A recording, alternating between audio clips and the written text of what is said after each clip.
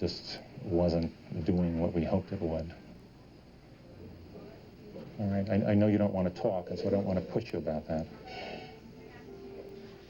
Okay, but we will try to do whatever we can to make you comfortable. You know, if you have questions, please ask. If you have questions about what's going on, please ask. We'll explain it to you. You know, and as we come up with a plan about what to do about the medication to try to control the symptoms, you know, obviously we'll go over that and explain that with you also.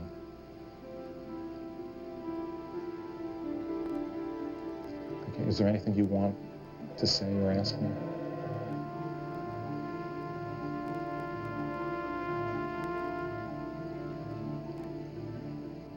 Okay.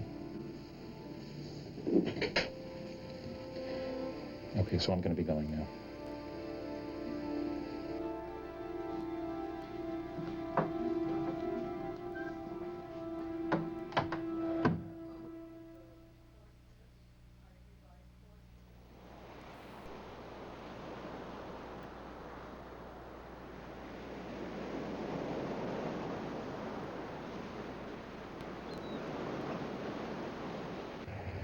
This is nice, isn't it? It's beautiful. They've got goldfish, turtles, minnows, guppies. This is paradise. For me, this is medication, you know? It makes me want to sing. Edelwein, Edelwein, dance may you bloom and grow forever.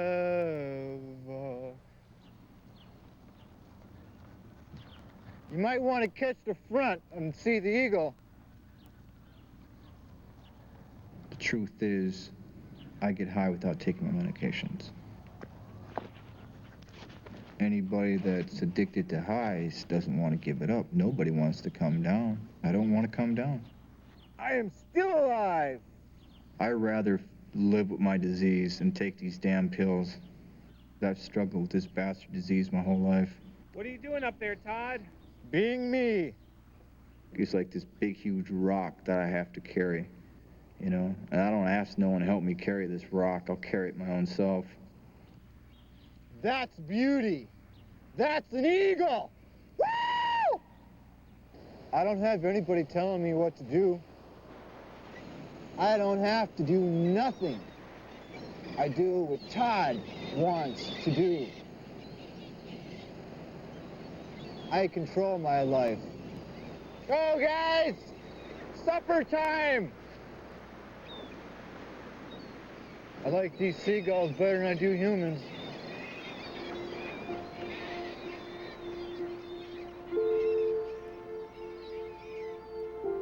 When he was younger, he was just kind of carefree like any other baby.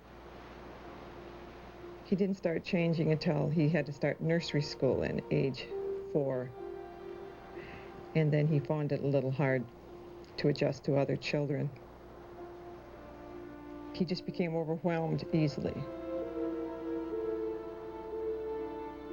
Yeah, he was a cute little guy. Real cute. You know, real playful, and he was extremely athletic. He was very active, always wanted to travel, because he's kind of a restless boy.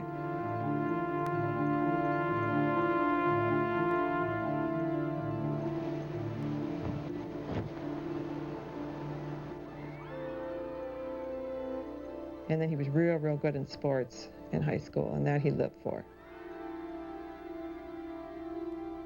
He did real well with that up until his sophomore year when he had a real bad race because he fell down. And he fell down at the state meet, and the coach thought he was on drugs. And of course, it was totally devastating. And then he wasn't voted captain the next year, and so he quit. So it was very traumatic for him.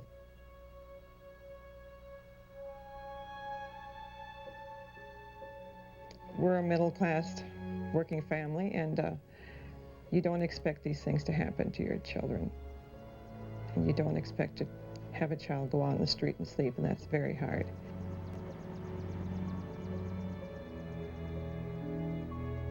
I donate plasma I get Social Security, and I go to churches and I basically ask, you know? And how much do you get for donating plasma? $10, that's it. And you get colds like you wouldn't believe. You get colds, you get sick, you feel drained. Sometimes you feel like you want to pass out, you know? But you need money, you know? You need to survive, you know? And if they found out I was mentally ill, they'd cut me off just like that. Come follow me and I'll show you my home. I live right behind the Greyhound bus station, and that's my home.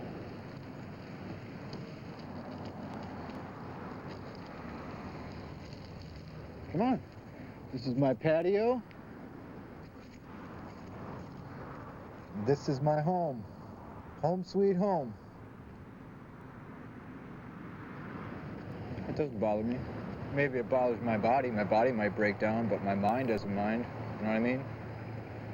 What's that over there on the wall? That's feces. It's shit. That's how I mark my territory. What do those marks mean? You're not welcome. They're already checking us out. We should go. Who's checking us out? The guy did. Let's go. Does he know you're sleeping there? No. My freedom is the most meaningful thing of my life. I'm not going to give it up for nobody. You don't understand that I'm at war. This bail, gentlemen, I'm at war. And I'm winning. You see me locked in a nut ward? I am winning.